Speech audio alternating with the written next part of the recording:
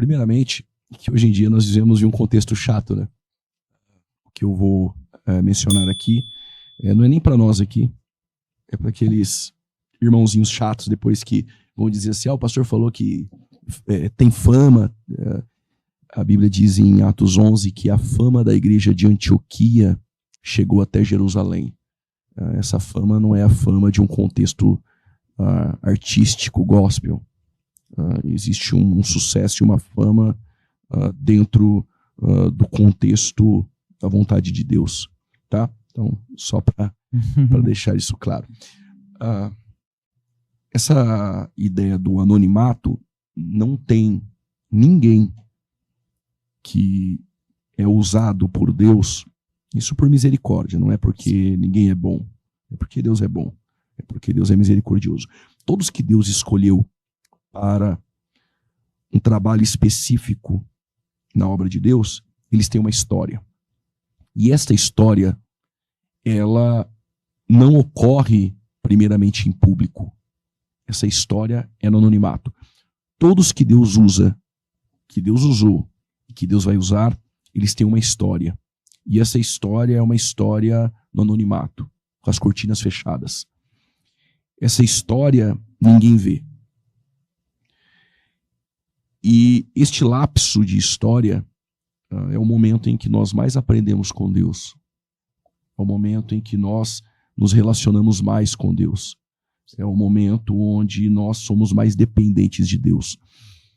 Qualquer irmão em Cristo, no início da fé, quando aceitou a Jesus, só de ouvir pregações no domingo, por exemplo, ele sabe que o Moisés ele teve um tempo de 40 anos, mais 40 anos. Nós temos Davi, um tempo de anonimato, cuidando das ovelhas do seu pai. Nós temos um tempo em que Elias esteve no Querite. Deus escondeu Elias no Querite. Paulo, após a sua conversão em Damasco, aí ele foge de Damasco, quase morto, perseguido. O Barnabé o leva a Jerusalém para conhecer os irmãos em Jerusalém, aqueles a quem o próprio Saulo perseguia. E eles orientam ali Paulo, podemos até usar a rejeição, mas eles orientam Paulo a sair de cena, até por conta da conversão de Saulo. Saulo ali em Jerusalém, com os irmãos Tiago, João, Pedro, isso poderia resultar numa perseguição mais intensa. Então Paulo foi orientado a sair de cena. E quanto tempo Paulo fica? Nós não sabemos, alguns comentaristas sugerem alguns anos, mas Paulo ficou anos, provavelmente esquecido até pelos homens.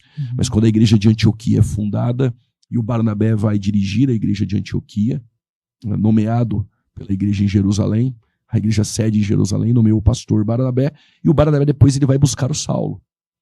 Todos que Deus usou, que Deus usa e que Deus vai usar, tem um tempo que nós podemos chamar de anonimato. Algumas pessoas hoje me conhecem por aquilo que eles estão vendo. Mas eu tive uma história nos bastidores, uma história difícil, mas foi dentro deste contexto de anonimato que eu tive momentos com Deus assim, de experiências marcantes e um relacionamento mais profundo. Não que hoje nós não temos, mas o tempo de anonimato não despreze, porque é o tempo em que você terá mais intimidade com Deus. Tudo que eu vivo hoje foi de momentos de jejum, oração, nesse anonimato. Esse anonimato resulta aquilo que você vai viver hoje em público. É isso aí. É verdade. Então, né, para quem está nos assistindo, não pule os processos que Deus tem sobre a nossa vida, né? Mas mesmo que ele queira pular, não existe possibilidade. Não existe possibilidade. Estou falando daqueles que Deus tem uma chamada específica. Porque geralmente quem pula, quando Deus tem uma chamada específica, ele vai ter que retornar para vivenciar aquilo. Não tem como. Não tem como pular, né? Porque vai ter que voltar, em algum momento vai ter que ser forjado, passar por esse anonimato, ou de repente outras provações, né, que existe no nosso meio cristão, para quem tem ministério também.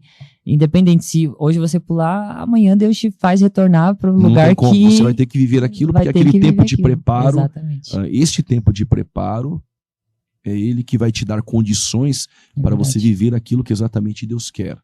Agora, Exatamente. tem alguns que pulam e estão vivendo aquilo que Deus não quer. Tem muita gente fazendo muito, mas fazendo sem propósitos. Tem muita gente gerando muito, mas gerando sem propósitos.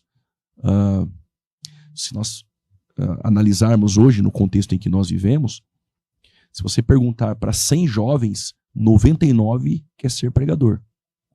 Será que é isso que Deus quer para eles? Sim. Pregar o evangelho a toda criatura é um dever da igreja. Mas o que eles querem viver, eu sei o que é. Sim. Primeiro ponto, quais são as motivações que te faz querer viver isso? Esse é o primeiro ponto. Sim. Quais são as motivações? E essas motivações, Deus sabe o porquê você quer viver isso. Se perguntar para a maioria daqueles que estão vivendo hoje aquilo que muitos querem viver, estes que estão vivendo lá atrás, eles não planejaram isso. Foi o próprio Deus que forjou, direcionou, criou situações e dentro da nossa liberdade humana, ainda que limitada, nós fomos obedientes a esta chamada e Deus ele foi modelando e aprimorando para hoje estar e servir da maneira como Deus quer. Então é isso.